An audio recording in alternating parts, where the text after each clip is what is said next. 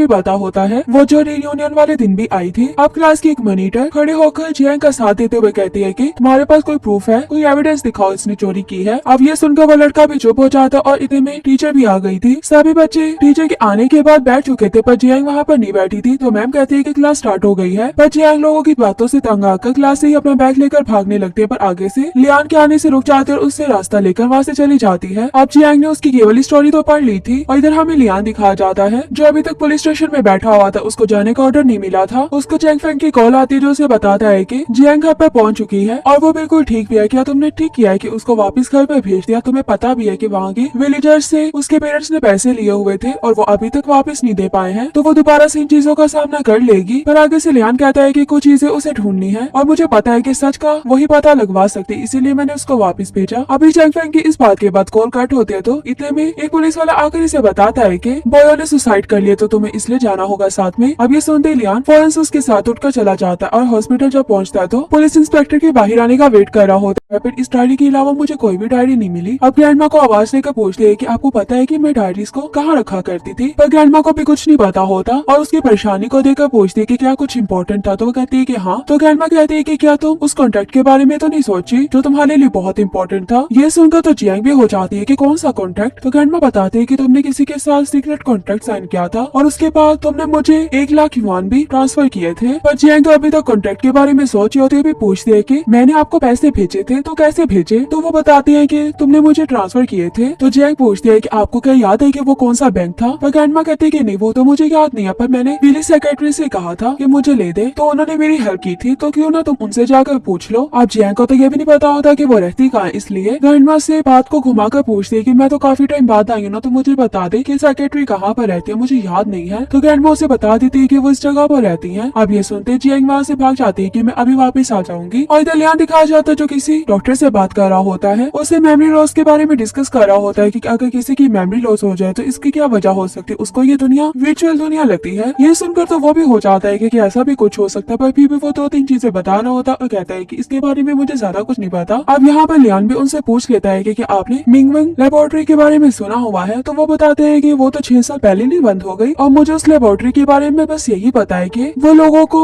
एक चीज में भेजने के बाद उसके पेनफुल मेमोरी को रिमूव करके हैप्पी मेमोरी में चेंज कर सकते हैं, क्योंकि वो पर्सन मेरे पास भी मिलने के लिए आया था जो उसका हेड था और उसने ये सारी बातें मुझे बताई थी। अब मुझे तो उसकी बातों पर होना कि क्या हो सकता है, तो मैंने ज्यादा कुछ सोचा नहीं और ना ही इतने गौर से कुछ सुना था। तो लियान पूछते है कि उसके हेड का नेम क्या था? तो वो बताते हैं कि उसके हेड का नेम नोवा था और वो चाइनीज अमेरिकन था। तो लियान उनसे पूछता है कि आप क्या उसके बाद भी उनसे मिले? तो वो बताते हैं कि नहीं, मैं उसके बाद उससे नहीं मिला, बस मैंने उसको एक ही बार देखा था जब वो अपने बारे में मुझे बताने के लिए आया था। अब लियान इन बातों के बाद अपने फ्रेंड को कॉल करके इस सारी बात के बारे में बता रहा होता है। उसे कहता है कि मुझे अब उस लैब का एड्रेस चाहिए, क्या तो मेरी वो ढूंढने में हेल्प करोगे? तो वो कहता है कि हाँ, मैं हेल्प जरूर करूंगा, पर अभी मुझे ये न्यू ईयर सेलिब्रेट करने तो उसके बाद ही मैं तुम्हारी हेल्प कर सकता हूँ। मुझे पता है कि मैं तुम्हें एड्रेस ढूंढ कर बता दूंगा। लियान कहता है कि चलो ठीक है। और जियांग जो जा रही होती है तो पीछे से ट्रेन के आने की आवाज आती है। ट्रेन की लाइट को देखते ही उसको पहले वाली जियांग की मेमोरीज याद आती है, जिसमें वो जियांग को लियान के साथ देखते दोनों साथ में भागते हुए इसी तरफ आ रहे होते जहाँ पर आकर वो दोनों छुपे हैं। उसके बाद ये सीन कट हो गया था और वैसे हमें पास वाली जियांग के बारे में बताया जाता है कि क्लास के कुछ लड़के जो उसको बुली करते होते हैं वो उसके पीछे जब लगे होते हैं तभी जियांग उनसे बचकर भाग रही होती है, पर वो लोग जियांग को पकड़ लेते हैं। पर सामने चैंग फेंग बैठा हुआ था जो उन लड़कों को देखकर जियांग को छोड़ने को बोलता है और ये भी कहता है कि मैं तुम्हारी रिपोर्ट कर दूंगा। तो वो लड़के भी वैसे ही बैड बॉय थे और आगे कहने लगते हैं कि हाँ, रिपोर्ट करके दिखाओ ना। अब चैंग फेंग तो बेचारा थोड़ा डर जाता और वो तो लियान के सहारे इतना बोल रहा था और लियान से कहने लगता है कि क्या तुम ऐसे ही बैठे रहोगे और इन्हें कुछ भी नहीं कहोगे? अब लियान कोई भी रिएक्ट नहीं कर रहा होता, बस चैंग फेंग से यही कहता है कि तुम तो रिपोर्ट करने के लिए जा रहे थे ना, तो जाओ ना रिपोर्ट करो। तो ये सुनकर चैंग फेंग वहाँ से भाग जाता है। वो लड़के भी लियान को अकेले देखकर उसे कहते हैं कि तुम्हें क्या डर नहीं लगता, तुम यहाँ से क्यों नहीं भागे? जैसे पकड़कर लियान को उठाते, अब लियान को तो उन पर गुस्सा आ गया था और अच्छा खासा मारने लगता है। एक जो बच गया था वो तो वैसे लियान से डर जाता है, अपने दोस्तों को लेकर वहाँ से भाग जाता है और जियांग जो लियान को देख रही होती है और लियान उसको मुंह भी नहीं लगाता और वहाँ से चला जाता है। और फिर से जिस तरफ जियांग आ रही होती है वहीं पर लियान भी होता है, क्योंकि वो इंटरनेट कैफे के लिए आया था और वो तो जियांग को देखने के बाद वहाँ से चला जाता है। पर जियांग देखते है कि वही लड़के उसके पीछे आ जाते हैं जो उसे बुली करते होते हैं। वो तो जल्दी से उसी जगह चली जाती है जहाँ पर लियान होता है और लियान को देखा तो वो बेचारे वैसे डर जाते हैं, वहाँ से भाग जाते हैं। अब लियान को भी पता था कि जियांग उसके पीछे छुप कर खड़ी हुई है ताकि वो लोग उसे कुछ भी ना कह पाए, पर फिर भी लियान उसे कुछ भी नहीं कहता। अब स्कूल से छुट्टी का टाइम होता है तो लियान अपने दोस्तों के साथ जा रहा होता है, तभी जियांग भी उनके सामने आ जाती है और ऐसे दिखा रही होती है कि मेरी भी इनके साथ दोस्ती दोस्ती हो गई है और उनकी आगे ऐसे जा रही होती है कि जैसे सारे इसके बॉडीगार्ड हों जो इसको प्रोटेक्ट करने पर लगे हैं। और लियान और उसके दोस्त भी इसे कुछ भी नहीं कहते और ये भी अपना आराम से उनके साथ चली जाते हैं और वो लोग भी इसके पीछे नहीं आ पाते। अब लियान जो स्कूल के स्टॉल में सोया होता है वहाँ पर जियांग बचने के लिए आ जाती है क्योंकि उसे पता था कि लियान यहीं पर होगा और वो लड़की भी पता होता है। वो जो रियूनियन वाले दिन भी आई थी। अब क्लास की एक मॉनिटर खड़े होकर जियांग का साथ देते हुए कहती है कि तुम्हारे पास कोई प्रूफ है, कोई एविडेंस दिखाओ इसने चोरी की है। अब ये सुनकर वो लड़का भी चुप हो जाता और इतने में टीचर भी आ गई थी। सभी बच्चे टीचर के आने के बाद बैठ चुके थे पर जियांग वहाँ पर नहीं बैठी थी तो मैम कहती है कि क्लास स्टार्ट हो गई है। पर जियांग लोगों की बातों से तंग आकर क्लास से ही अपना बैग लेकर भागने लगती है पर आगे से लियान के आने से रुक जाते और उससे रास्ता लेकर वहाँ से चली जाती है। अब जियांग ने उसकी ये वाली स्टोरी तो पढ़ ली थी और इधर हमें लियान दिखाया जाता है जो अभी तक पुलिस स्टेशन में बैठा हुआ था, उसको जाने का ऑर्डर नहीं मिला था। उसको चैंग फेंग की कॉल आती है जो उसे बताता है कि जियांग घर पर पहुंच चुकी है और वो बिल्कुल ठीक भी है। क्या तुमने ठीक किया है कि उसको वापस घर पर भेज दिया? तुम्हें पता भी है कि वहाँ के विलेजर्स से उसके पेरेंट्स ने पैसे लिए हुए थे और वो अभी तक वापस नहीं दे पाए हैं, तो वो दोबारा से इन चीजों का सामना कर लेगी। पर आगे से लियान कहता है कि कुछ चीजें उसे ढूंढनी है और मुझे पता है कि सच का वही पता लगवा सकती, इसीलिए मैंने उसको वापस भेजा। अभी चैंग फेंग की इस बात के बाद कॉल कट होते है तो इतने में एक पुलिस वाला आकर इसे बताता है कि बॉयो ने सुसाइड कर लिया तो तुम्हें इसलिए जाना होगा साथ में। अब ये सुनते ही लियान फौरन से उसके साथ उठकर चला जाता है और हॉस्पिटल जब पहुंचता है तो पुलिस इंस्पेक्टर के बाहर आने का वेट कर रहा होता है। फिर इस डायरी के अलावा मुझे कोई भी डायरी नहीं मिली। अब ग्रैंडमा को आवाज देकर पूछती है कि आपको पता है कि मैं डायरीज को कहाँ रखा करती थी? पर ग्रैंडमा को भी कुछ नहीं पता होता और उसकी परेशानी को देखकर पूछती है कि क्या कुछ इंपॉर्टेंट था, तो वो कहती है कि हाँ। तो ग्रैंडमा कहती है कि क्या तुम उस कॉन्टेक्ट के बारे में तो नहीं सोची जो तुम्हारे लिए बहुत इंपॉर्टेंट था? ये सुनकर तो जियांग भी हो जाती है कि कौन सा कॉन्टेक्ट? तो ग्रैंडमा बताते है कि तुमने किसी के साथ सीक्रेट कॉन्ट्रैक्ट साइन किया था और उसके बाद तुमने मुझे 1 लाख युआन भी ट्रांसफर किए थे। पर जियांग तो अभी तक कॉन्ट्रैक्ट के बारे में सोच रही होती है, भी पूछती है कि मैंने आपको पैसे भेजे थे तो कैसे भेजे? तो वो बताती है कि तुमने मुझे ट्रांसफर किए थे। तो जियांग पूछती है कि आपको क्या याद है कि वो कौन सा बैंक था? पर ग्रैंडमा कहती है कि नहीं वो तो मुझे याद नहीं है, पर मैंने पुलिस सेक्रेटरी से कहा था कि मुझे ले दे तो उन्होंने मेरी हेल्प की थी, तो क्यों ना तुम उनसे जाकर पूछ लो। अब जियांग को तो ये भी नहीं पता होता कि वो रहती कहाँ, इसलिए ग्रैंडमा से बात को घुमाकर पूछती है कि मैं तो काफी टाइम बाद आई हूँ ना, तो मुझे बता दे कि सेक्रेटरी कहाँ पर रहती है, मुझे याद नहीं है। तो ग्रैंडमा उसे बता देती है कि वो इस जगह पर रहती है। अब ये सुनते जियांग वहाँ से भाग जाती है कि मैं अभी वापस आ जाऊंगी और इधर लियान दिखाया जाता है जो किसी डॉक्टर से बात कर रहा होता है। उसे मेमोरी लॉस के बारे में डिस्कस कर रहा होता है कि अगर किसी की मेमोरी लॉस हो जाए तो इसकी क्या वजह हो सकती है, उसको ये दुनिया वर्चुअल दुनिया लगती है। ये सुनकर तो वो भी हो जाता है कि ऐसा भी कुछ हो सकता है, पर फिर भी वो 2-3 चीजें बता रहा होता और कहता है कि इसके बारे में मुझे ज्यादा कुछ नहीं पता। अब यहाँ पर लियान भी उनसे पूछ लेता है कि आपने मिंगवेंग लेबोरेटरी के बारे में सुना हुआ है? तो वो बताते हैं कि वो तो 6 साल पहले नहीं बंद हो गई और मुझे उस लेबोरेटरी के बारे में बस यही पता है कि वो लोगों को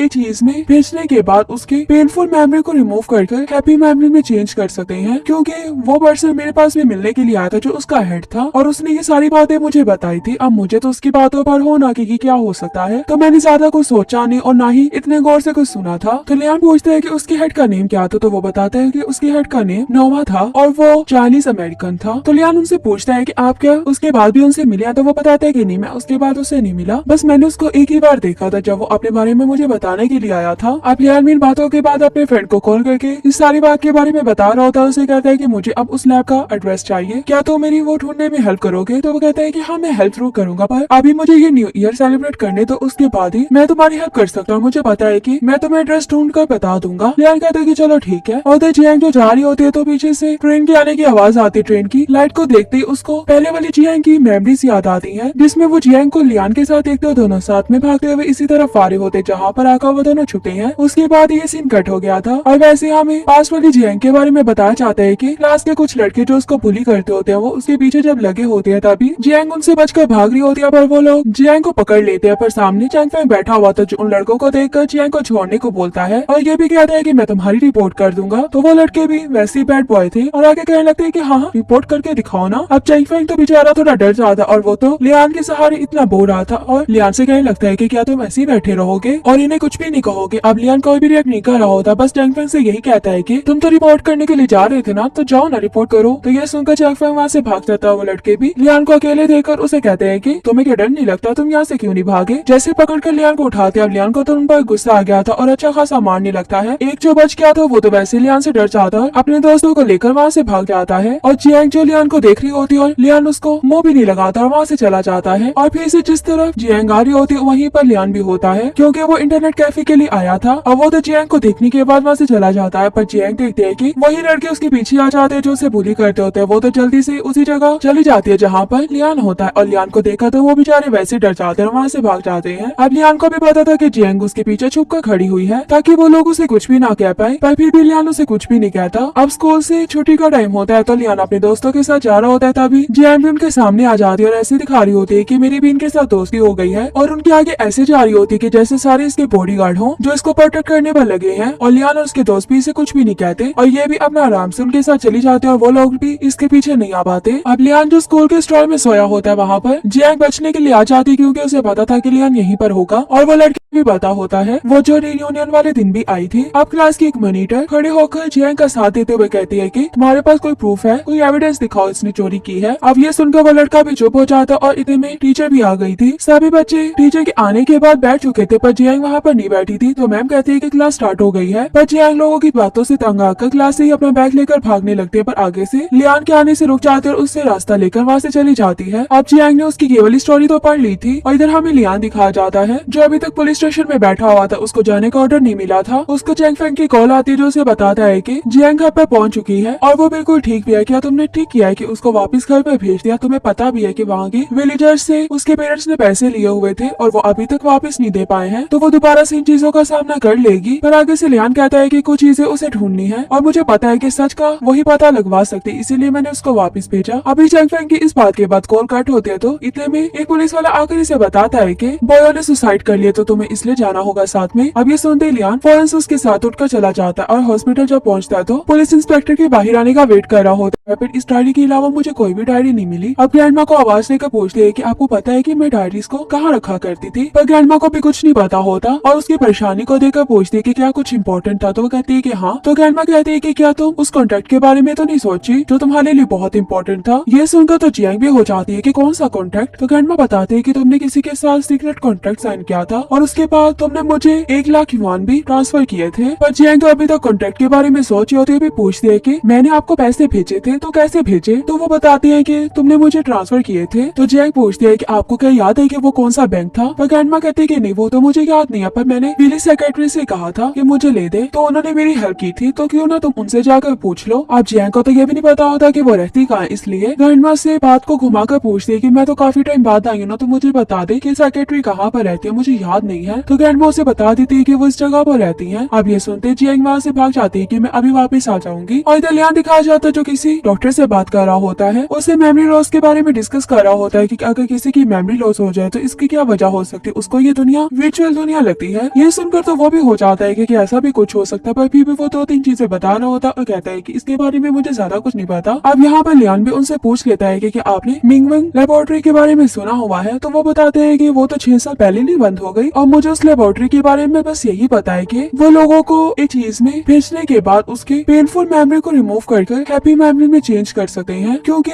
वो पर्सन मेरे पास भी मिलने के लिए आया था जो उसका हेड था और उसने ये सारी बातें मुझे बताई थी। अब मुझे तो उसकी बातों पर हो ना कि क्या हो सकता है, तो मैंने ज्यादा कुछ सोचा नहीं और ना ही इतने गौर से कुछ सुना था। तो लियान पूछते हैं कि उसके हेड का नेम क्या था, तो वो बताता है कि उसके हेड का नेम नोवा था और वो चाइनीज अमेरिकन था। तो लियान उनसे पूछता है कि आप क्या उसके बाद भी उनसे मिले? तो वो बताते हैं कि नहीं, मैं उसके बाद उससे नहीं मिला, बस मैंने उसको एक ही बार देखा था जब वो अपने बारे में मुझे बताने के लिए आया था। अब लियान इन बातों के बाद अपने फ्रेंड को कॉल करके इस सारी बात के बारे में बता रहा होता है। उसे कहता है कि मुझे अब उस लैब का एड्रेस चाहिए, क्या तो मेरी वो ढूंढने में हेल्प करोगे? तो वो कहता है कि हाँ, मैं हेल्प जरूर। भी पता होता है वो जो रियूनियन वाले दिन भी आई थी। अब क्लास की एक मॉनिटर खड़े होकर जियांग का साथ देते हुए कहती है कि तुम्हारे पास कोई प्रूफ है, कोई एविडेंस दिखाओ इसने चोरी की है। अब ये सुनकर वो लड़का भी चुप हो जाता और इतने में टीचर भी आ गई थी। सभी बच्चे टीचर के आने के बाद बैठ चुके थे, पर जियांग वहाँ पर नहीं बैठी थी, तो मैम कहती है कि क्लास स्टार्ट हो गई है। पर जियांग लोगों की बातों से तंग आकर क्लास से ही अपना बैग लेकर भागने लगते हैं, पर आगे से लियान के आने से रुक जाते और उससे रास्ता लेकर वहाँ से चली जाती है। अब जियांग ने उसकी केवल स्टोरी तो पढ़ ली थी और इधर हमें लियान दिखाया जाता है जो अभी तक पुलिस स्टेशन में बैठा हुआ था, उसको जाने का ऑर्डर नहीं मिला था। उसको चैंग फेंग की कॉल आती है जो उसे बताता है कि जियांग घर पर पहुंच चुकी है और वो बिल्कुल ठीक भी है। क्या तुमने ठीक किया है कि उसको वापस घर पर भेज दिया? तुम्हें पता भी है कि वहाँ के विलेजर्स से उसके पेरेंट्स ने पैसे लिए हुए थे और वो अभी तक वापस नहीं दे पाए हैं, तो वो दोबारा से इन चीजों का सामना कर लेगी। पर आगे से लियान कहता है कि कुछ चीजें उसे ढूंढनी है और मुझे पता है कि सच का वही पता लगवा सकती, इसीलिए मैंने उसको वापस भेजा। भेजा। अभी चैंग फेंग की इस बात के बाद कॉल कट होते है तो इतने में एक पुलिस वाला आकर इसे बताता है कि बॉयो ने सुसाइड कर लिया तो तुम्हें इसलिए जाना होगा साथ में। अब ये सुनते लियान फौरन से उसके साथ उठकर चला जाता है और हॉस्पिटल जब पहुंचता है तो पुलिस इंस्पेक्टर के बाहर आने का वेट कर रहा होता है। फिर इस डायरी के अलावा मुझे कोई भी डायरी नहीं मिली। अब ग्रैंडमा को आवाज देकर पूछती है कि आपको पता है कि मैं डायरीज को कहाँ रखा करती थी, पर ग्रैंडमा को भी कुछ नहीं पता होता और उसकी परेशानी को देखकर पूछती है कि क्या कुछ इंपॉर्टेंट था, तो वो कहती है कि हाँ। तो ग्रैंडमा कहती है कि क्या तुम उस कॉन्ट्रैक्ट के बारे में तो नहीं सोची जो तुम्हारे लिए बहुत इंपॉर्टेंट था। ये सुनकर तो जियांग भी हो जाती है कि कौन सा कॉन्ट्रैक्ट। तो ग्रैंडमा बताती है कि तुमने किसी के साथ सीक्रेट कॉन्ट्रैक्ट साइन किया था और उसके बाद तुमने मुझे 1 लाख युआन भी ट्रांसफर किए थे। पर जियांग तो अभी तक कॉन्ट्रैक्ट के बारे में सोच रही होती है, भी पूछती है कि मैंने आपको पैसे भेजे थे तो कैसे भेजे। तो वो बताती है कि तुमने मुझे ट्रांसफर किए थे। तो जियांग पूछती है कि आपको क्या याद है कि वो कौन सा बैंक था। पर ग्रैंडमा कहती है कि नहीं वो तो मुझे याद नहीं है, पर मैंने पुलिस सेक्रेटरी से कहा था कि मुझे ले दे तो उन्होंने मेरी हेल्प की थी, तो क्यों ना तुम उनसे जाकर पूछ लो। अब जियांग को तो ये भी नहीं पता होता कि वो रहती कहाँ, इसलिए ग्रैंडमा से बात को घुमाकर पूछती है कि मैं तो काफी टाइम बाद आई हूँ ना, तो मुझे बता दे कि सेक्रेटरी कहाँ पर रहती है, मुझे याद नहीं है। तो ग्रैंडमा उसे बता देती है कि वो इस जगह पर रहती है। अब ये सुनते जियांग वहाँ से भाग जाती है कि मैं अभी वापस आ जाऊंगी। और इधर लियान दिखाया जाता है जो किसी डॉक्टर से बात कर रहा होता है, उसे मेमोरी लॉस के बारे में डिस्कस कर रहा होता है कि अगर किसी की मेमोरी लॉस हो जाए तो इसकी क्या वजह हो सकती है। उसको ये दुनिया वर्चुअल दुनिया लगती है। ये सुनकर तो वो भी हो जाता है कि ऐसा भी कुछ हो सकता है, पर फिर भी वो 2-3 चीजें बता रहा होता और कहता है कि इसके बारे में मुझे ज्यादा कुछ नहीं पता। अब यहाँ पर लियान भी उनसे पूछ लेता है कि आपने मिंगवेंग लेबोरेटरी के बारे में सुना हुआ है। तो वो बताते हैं कि वो तो 6 साल पहले नहीं बंद हो गई और मुझे उस लेबोरेटरी के बारे में बस यही पता है कि वो लोगों को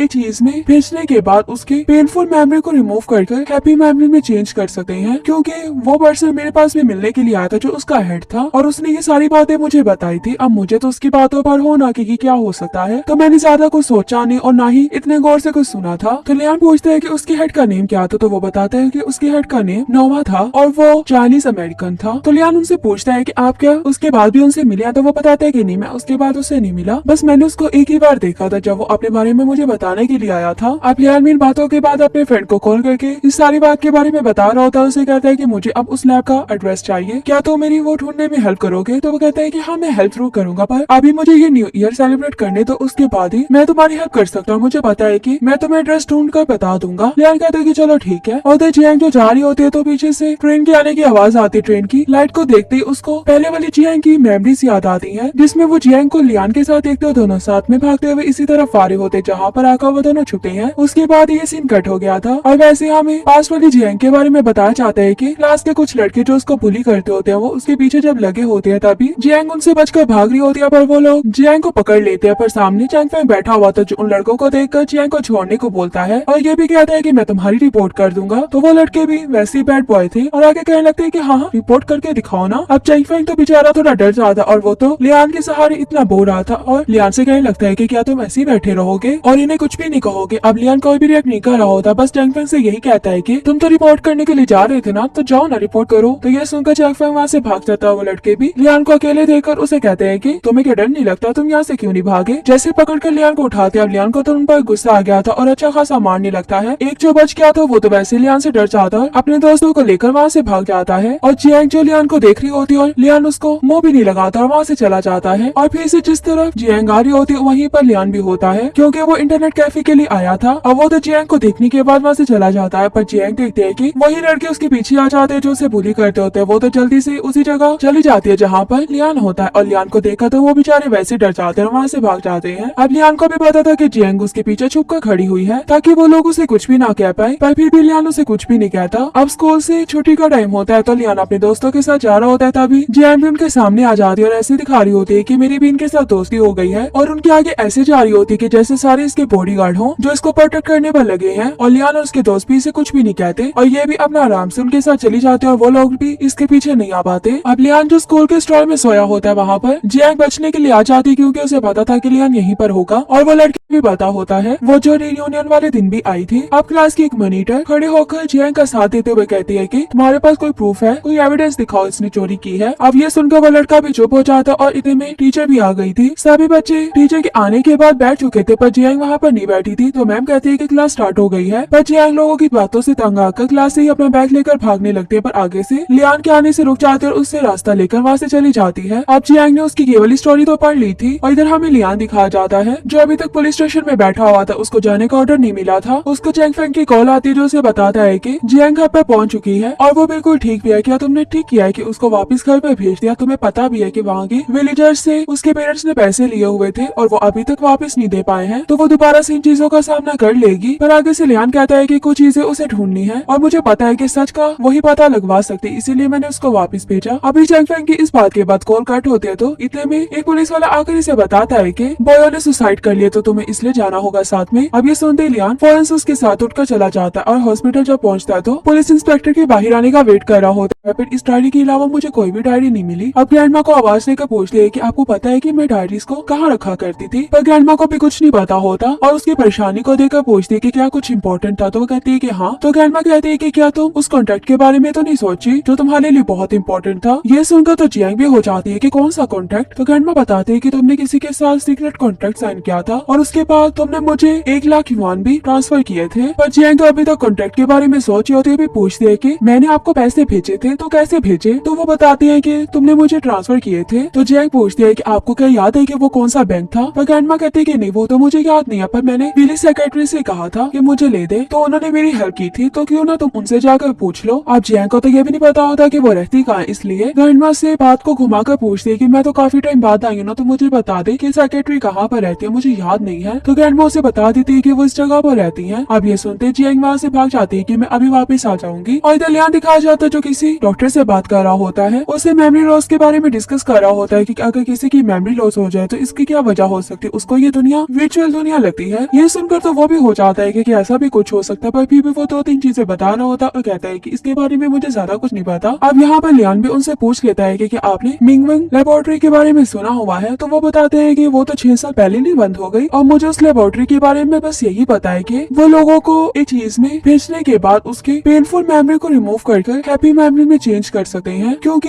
वो पर्सन मेरे पास भी मिलने के लिए आया था जो उसका हेड था और उसने ये सारी बातें मुझे बताई थी। अब मुझे तो उसकी बातों पर होना कि क्या हो सकता है, तो मैंने ज्यादा कुछ सोचा नहीं और ना ही इतने गौर से कुछ सुना था। तो लियान पूछते हैं कि उसके हेड का नेम क्या था, तो वो बताते हैं कि उसके हेड का नेम नोवा था और वो चाइनीज अमेरिकन था। तो लियान उनसे पूछता है कि आप क्या उसके बाद भी उनसे मिले? तो वो बताते हैं कि नहीं, मैं उसके बाद उससे नहीं मिला, बस मैंने उसको एक ही बार देखा था जब वो अपने बारे में मुझे बताने के लिए आया था। अब लियान इन बातों के बाद अपने फ्रेंड को कॉल करके इस सारी बात के बारे में बता रहा होता है। उसे कहता है कि मुझे अब उस लैब का एड्रेस चाहिए, क्या तो मेरी वो ढूंढने में हेल्प करोगे? तो वो कहता है कि हाँ, मैं हेल्प जरूर करूंगा, पर अभी मुझे ये न्यू ईयर सेलिब्रेट करने तो उसके बाद ही मैं तुम्हारी हेल्प कर सकता हूँ। मुझे पता है कि मैं तुम्हें एड्रेस ढूंढ कर बता दूंगा। लियान कहता है कि चलो ठीक है। और जियांग जो जा रही होती है तो पीछे से ट्रेन के आने की आवाज आती है। ट्रेन की लाइट को देखते ही उसको पहले वाली जियांग की मेमोरीज याद आती है, जिसमें वो जियांग को लियान के साथ देखते हो दोनों साथ में भागते हुए इसी तरफ आ रहे होते जहाँ पर आकर वो दोनों छुपे हैं। उसके बाद ये सीन कट हो गया था और वैसे हमें पास वाली जियांग के बारे में बताया जाता है कि क्लास के कुछ लड़के जो उसको बुली करते होते हैं वो उसके पीछे जब लगे होते हैं तभी जियांग उनसे बचकर भाग रही होती है, पर वो लोग जियांग को पकड़ लेते हैं। पर सामने चैंग फेंग बैठा हुआ था जो उन लड़कों को देखकर जियांग को छोड़ने को बोलता है और ये भी कहता है कि मैं तुम्हारी रिपोर्ट कर दूंगा। तो वो लड़के भी वैसे ही बैड बॉय थे और आगे कहने लगते हैं कि हाँ, रिपोर्ट करके दिखाओ ना। अब चैंग फेंग तो बेचारा थोड़ा डर जाता और वो तो लियान के सहारे इतना बो रहा था और लियान से कहने लगता है कि क्या तुम ऐसे ही बैठे रहोगे और इन्हें कुछ भी नहीं कहोगे? अब लियान कोई भी रिएक्ट नहीं कर रहा होता, बस चैंग फेंग से यही कहता है कि तुम तो रिपोर्ट करने के लिए जा रहे थे ना, तो जाओ ना, रिपोर्ट करो। तो ये सुनकर चैंग फेंग वहाँ से भाग जाता है। वो लड़के भी लियान को अकेले देखकर उसे कहते हैं कि तुम्हें क्या डर नहीं लगता, तुम यहाँ से क्यों नहीं भागे? जैसे पकड़कर लियान को उठाते अब लियान को तो उन पर गुस्सा आ गया था और अच्छा खासा मारने लगता है। एक जो बच गया था वो तो वैसे लियान से डर जाता है, अपने दोस्तों को लेकर वहाँ से भाग जाता है और जियांग जो लियान को देख रही होती है और लियान उसको मुंह भी नहीं लगाता और वहाँ से चला जाता है। और फिर से जिस तरफ जियांग आ रही होती है वहीं पर लियान भी होता है, क्योंकि वो इंटरनेट कैफे के लिए आया था और वो तो जियांग को देखने के बाद वहाँ से चला जाता है। पर जियांग देखते है कि वही लड़के उसके पीछे आ जाते हैं जो उसे बुली करते होते हैं। वो तो जल्दी से उसी जगह चली जाती है जहाँ पर लियान होता है और लियान को देखा तो वो बेचारे वैसे डर जाते हैं और वहाँ से भाग जाते हैं। अब लियान को भी पता था कि जियांग उसके पीछे छुप कर खड़ी हुई है ताकि वो लोग उसे कुछ भी ना कह पाए, पर फिर भी लियान उसे कुछ भी नहीं कहता। अब स्कूल से छुट्टी का टाइम होता है तो लियान अपने दोस्तों के साथ जा रहा होता है, तभी जियांग भी उनके सामने आ जाती है और ऐसे दिखा रही होती है कि मेरी भी इनके साथ दोस्ती हो गई है और उनके आगे ऐसे जा रही होती है कि जैसे सारे इसके बॉडीगार्ड हों जो इसको प्रोटेक्ट करने पर लगे हैं। और लियान और उसके दोस्त भी इसे कुछ भी नहीं कहते और ये भी अपना आराम से उनके साथ चली जाते हैं और वो लोग भी इसके पीछे नहीं आ पाते। अब लियान जो स्कूल के स्टॉल में सोया होता है वहाँ पर जियांग बचने के लिए आ जाती है, क्योंकि उसे पता था कि लियान यहीं पर होगा और वो लड़की भी पता होता है वो जो रियूनियन वाले दिन भी आई थी। अब क्लास की एक मॉनिटर खड़े होकर जियांग का साथ देते हुए कहती है कि तुम्हारे पास कोई प्रूफ है, कोई एविडेंस दिखाओ इसने चोरी की है। अब ये सुनकर वो लड़का भी चुप हो जाता और इतने में टीचर भी आ गई थी। सभी बच्चे टीचर के आने के बाद बैठ चुके थे पर जियांग वहाँ पर नहीं बैठी थी, तो मैम कहती है कि क्लास स्टार्ट हो गई है। पर जियांग जियांग लोगों की बातों से तंग आकर क्लास से ही अपना बैग लेकर भागने लगती है, पर आगे से लियान के आने से रुक जाती है और उससे रास्ता लेकर वहाँ से चली जाती है। अब जियांग ने उसकी केवल स्टोरी तो पढ़ ली थी और इधर हमें लियान दिखाया जाता है जो अभी तक पुलिस स्टेशन में बैठा हुआ था, उसको जाने का ऑर्डर नहीं मिला था। उसको चैंग फेंग की कॉल आती है जो उसे बताता है कि जियांग घर पर पहुंच चुकी है और वो बिल्कुल ठीक भी है। क्या तुमने ठीक किया है कि उसको वापस घर पर भेज दिया? तुम्हें पता भी है कि वहाँ के विलेजर्स से उसके पेरेंट्स ने पैसे लिए हुए थे और वो अभी तक वापस नहीं दे पाए हैं, तो वो दोबारा से इन चीजों का सामना कर लेगी। पर आगे से लियान कहता है कि कुछ चीजें उसे ढूंढनी है और मुझे पता है कि सच का वही पता लगवा सकती, इसीलिए मैंने उसको वापस भेजा। अभी चैंग फेंग की इस बात के बाद कॉल कट होते हैं, तो इतने में एक पुलिस वाला आकर इसे बताता है कि बॉयो ने सुसाइड कर लिया, तो तुम्हें इसलिए जाना होगा साथ में। अब ये सुनते लियान फौरन से उसके साथ उठकर चला जाता है और हॉस्पिटल जब पहुंचता है तो पुलिस इंस्पेक्टर के बाहर आने का वेट कर रहा होता है। फिर इस डायरी के अलावा मुझे कोई भी डायरी नहीं मिली। अब ग्रैंडमा को आवाज देकर पूछती है कि आपको पता है कि मैं डायरीज को कहाँ रखा करती थी, पर ग्रैंडमा को भी कुछ नहीं पता होता और उसकी परेशानी को देखकर पूछती है कि क्या कुछ इम्पोर्टेंट था, तो वो कहती है कि हाँ। तो ग्रैंडमा कहती है कि क्या तुम उस कॉन्ट्रैक्ट के बारे में तो नहीं सोची जो तुम्हारे लिए बहुत इंपॉर्टेंट था? ये सुनकर तो जियांग भी हो जाती है कि कौन सा कॉन्ट्रैक्ट? तो ग्रैंडमा बताते है कि तुमने किसी के साथ सीक्रेट कॉन्ट्रैक्ट साइन किया था और उसके बाद तुमने मुझे 1 लाख युआन भी ट्रांसफर किए थे। पर जियांग तो अभी तक कॉन्ट्रैक्ट के बारे में सोच रही होती है, भी पूछती है कि मैंने आपको पैसे भेजे थे तो कैसे भेजे? तो वो बताती है कि तुमने मुझे ट्रांसफर किए थे। तो जियांग पूछती है कि आपको क्या याद है कि वो कौन सा बैंक था? पर ग्रैंडमा कहती है कि नहीं, वो तो मुझे याद नहीं है, पर मैंने पुलिस सेक्रेटरी से कहा था कि मुझे ले दे, तो उन्होंने मेरी हेल्प की थी, तो क्यों ना तुम उनसे जाकर पूछ लो। अब जियांग को तो ये भी नहीं पता होता कि वो रहती कहाँ, इसलिए ग्रैंडमा से बात को घुमाकर पूछती है कि मैं तो काफी टाइम बाद आई हूँ ना, तो मुझे बता दे कि सेक्रेटरी कहाँ पर रहती है, मुझे याद नहीं है। तो ग्रैंडमा उसे बता देती है कि वो इस जगह पर रहती है। अब ये सुनते जियांग वहाँ से भाग जाती है कि मैं अभी वापस आ जाऊंगी और इधर लियान दिखाया जाता है जो किसी डॉक्टर से बात कर रहा होता है, उसे मेमोरी लॉस के बारे में डिस्कस कर रहा होता है कि अगर किसी की मेमोरी लॉस हो जाए तो इसकी क्या वजह हो सकती है, उसको ये दुनिया वर्चुअल दुनिया लगती है। ये सुनकर तो वो भी हो जाता है कि ऐसा भी कुछ हो सकता है, पर फिर भी वो 2-3 चीजें बता रहा होता है और कहता है कि इसके बारे में मुझे ज्यादा कुछ नहीं पता। अब यहाँ पर लियान भी उनसे पूछ लेता है कि आपने मिंगवेंग लेबोरेटरी के बारे में सुना हुआ है? तो वो बताते हैं कि वो तो 6 साल पहले नहीं बंद हो गई और मुझे उस लेबोरेटरी के बारे में बस यही पता है कि वो लोगों को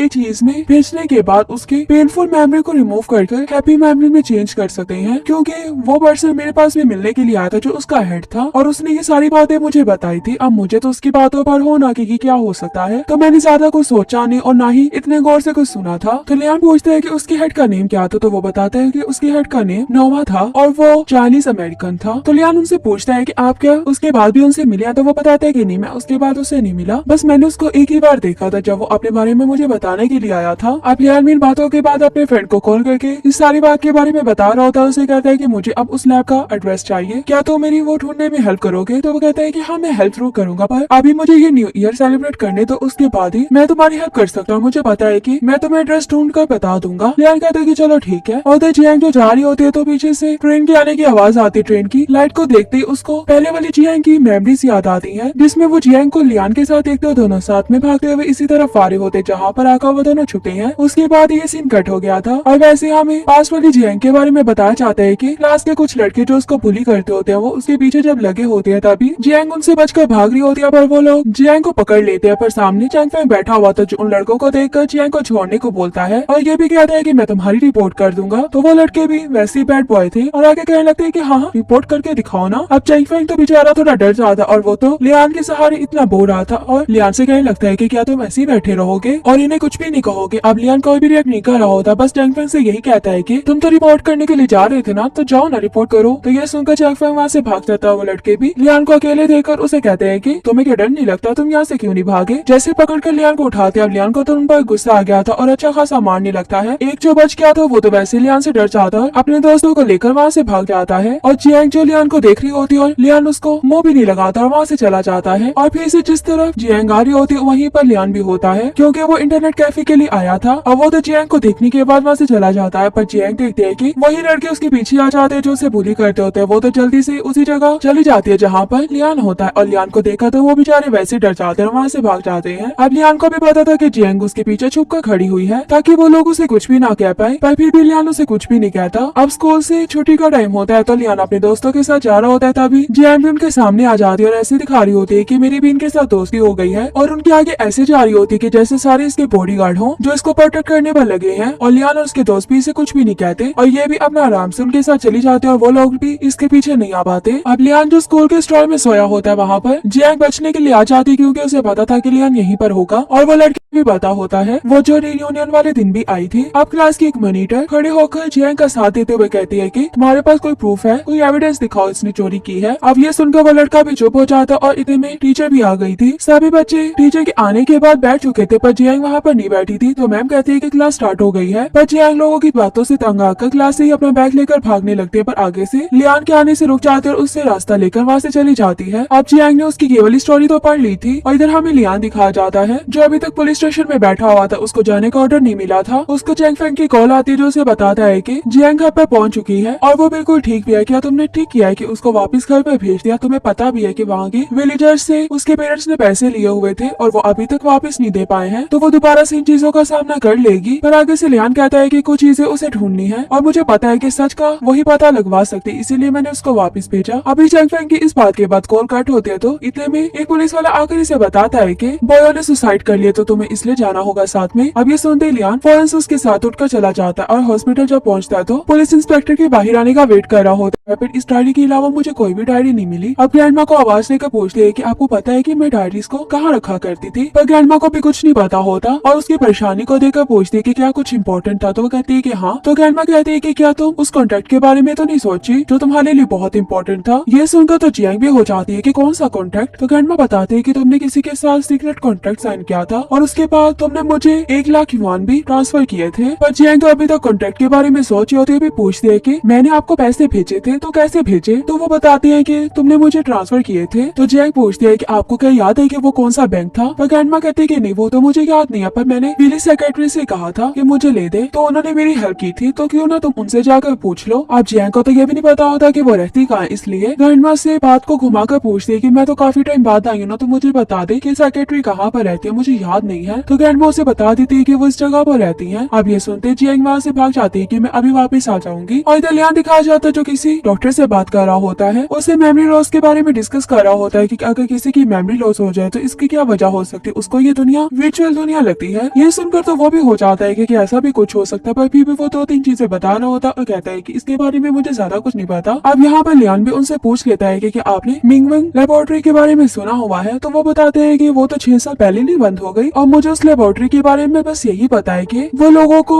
एक चीज में भेजने के बाद उसके पेनफुल मेमोरी को रिमूव करके हैप्पी मेमोरी में चेंज कर सकते हैं, क्योंकि वो पर्सन मेरे पास भी मिलने के लिए आया था जो उसका हेड था और उसने ये सारी बातें मुझे बताई थी। अब मुझे तो उसकी बातों पर हो ना कि क्या हो सकता है, तो मैंने ज्यादा कुछ सोचा नहीं और ना ही इतने गौर से कुछ सुना था। तो लियान पूछते हैं कि उसके हेड का नेम क्या था, तो वो बताते हैं कि उसके हेड का नेम नोवा था और वो चाइनीज अमेरिकन था। तो लियान उनसे पूछता है कि आप क्या उसके बाद भी उनसे मिले? तो वो बताते हैं कि नहीं, मैं उसके बाद उससे नहीं मिला, बस मैंने उसको एक ही बार देखा था जब वो अपने बारे में मुझे बताने के लिए आया था। अब लियान इन बातों के बाद अपने फ्रेंड को कॉल करके इस सारी बात के बारे में बता रहा होता है। उसे कहता है कि मुझे अब उस लैब का एड्रेस चाहिए, क्या तो मेरी वो ढूंढने में हेल्प करोगे? तो वो कहता है कि हाँ मैं हेल्प जरूर करूंगा, पर अभी मुझे ये न्यू ईयर सेलिब्रेट करने तो उसके बाद ही मैं तुम्हारी हेल्प कर सकता हूँ। मुझे पता है कि मैं तुम्हें एड्रेस ढूंढ कर बता दूंगा। लियान कहता है कि चलो ठीक है। और जियांग जो जा रही होती है तो पीछे से ट्रेन के आने की आवाज आती है। ट्रेन की लाइट को देखते ही उसको पहले वाली जियांग की मेमोरीज याद आती है, जिसमें वो जियांग को लियान के साथ देखते हो दोनों साथ में भागते हुए इसी तरफ आ रहे होते जहाँ पर आकर वो दोनों छुपे हैं। उसके बाद ये सीन कट हो गया था और वैसे हमें पास वाली जियांग के बारे में बताया जाता है कि क्लास के कुछ लड़के जो उसको बुली करते होते हैं वो उसके पीछे जब लगे होते हैं तभी जियांग उनसे बचकर भाग रही होती है, पर वो लोग जियांग को पकड़ लेते हैं। पर सामने चैंग फेंग बैठा हुआ था जो उन लड़कों को देखकर जियांग को छोड़ने को बोलता है और ये भी कहता है कि मैं तुम्हारी रिपोर्ट कर दूंगा। तो वो लड़के भी वैसे ही बैड बॉय थे और आगे कहने लगते हैं कि हाँ रिपोर्ट करके दिखाओ ना। अब चैंग फेंग तो बेचारा थोड़ा डर जाता और वो तो लियान के सहारे इतना बोर रहा था और लियान से कहने लगता है कि क्या तुम ऐसे ही बैठे रहोगे और इन्हें कुछ भी नहीं कहोगे। अब लियान कोई भी रिएक्ट नहीं कर रहा होता, बस चैंग फेंग से यही कहता है कि तुम तो रिपोर्ट करने के लिए जा रहे थे ना, तो जाओ ना रिपोर्ट करो। तो ये सुनकर चैंग फेंग वहाँ से भाग जाता है। वो लड़के भी लियान को अकेले देखकर उसे कहते हैं कि तुम्हें क्या डर नहीं लगता, तुम यहाँ से क्यों नहीं भागे? जैसे पकड़ कर लियान को उठाते, अब लियान को तो उन पर गुस्सा आ गया था और अच्छा खासा मारने लगता है। एक जो बच गया था वो तो वैसे लियान से डर जाता है, अपने दोस्तों को लेकर वहाँ से भाग जाता है और जियांग जो लियान को देख रही होती है और लियान उसको मुंह भी नहीं लगाता और वहाँ से चला जाता है। और फिर से जिस तरफ जियांग आ रही होती है वहीं पर लियान भी होता है, क्योंकि वो इंटरनेट कैफे के लिए आया था और वो तो जियांग को देखने के बाद वहाँ से चला जाता है। पर जियांग देखते है कि वही लड़के उसके पीछे आ जाते हैं जो उसे बुली करते होते हैं। वो तो जल्दी से उसी जगह चली जाती है जहाँ पर लियान होता है और लियान को देखा तो वो बेचारे वैसे डर जाते हैं और वहाँ से भाग जाते हैं। अब लियान को भी पता था कि जियांग उसके पीछे छुप कर खड़ी हुई है ताकि वो लोग उसे कुछ भी ना कह पाए, पर फिर भी लियान उसे कुछ भी नहीं कहता। अब स्कूल से छुट्टी का टाइम होता है तो लियान अपने दोस्तों के साथ जा रहा होता है, तभी जियांग भी उनके सामने आ जाती है और ऐसे दिखा रही होती है कि मेरी भी इनके साथ दोस्ती हो गई है और और उनके आगे ऐसे जा रही होती कि जैसे सारे इसके बॉडीगार्ड हों जो इसको प्रोटेक्ट करने पर लगे हैं। और लियान और उसके दोस्त भी इसे कुछ भी नहीं कहते और ये भी अपना आराम से उनके साथ चली जाते और वो लोग भी इसके पीछे नहीं आ पाते। अब लियान जो स्कूल के स्टॉल में सोया होता है वहाँ पर जियांग बचने के लिए आ जाती क्योंकि उसे पता था कि लियान यहीं पर होगा और वो लड़की